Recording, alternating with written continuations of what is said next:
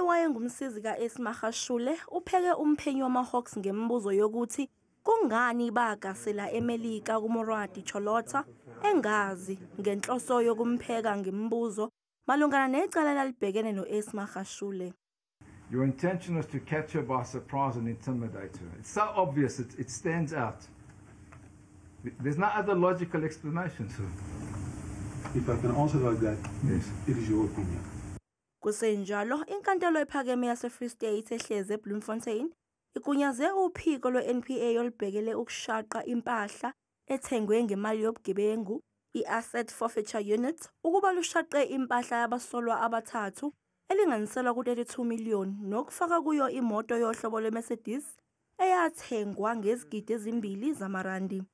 If you benefited from the state capture-related cases, any financial incentive that is derived from that, we're taking it away from the accused persons. So it's hitting where it matters most, in their pockets.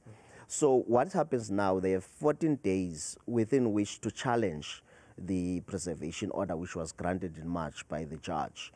If they don't challenge it, we'll proceed to obtain an order within a period of 90 days. Isiqawu sizoqhubeka kusasa.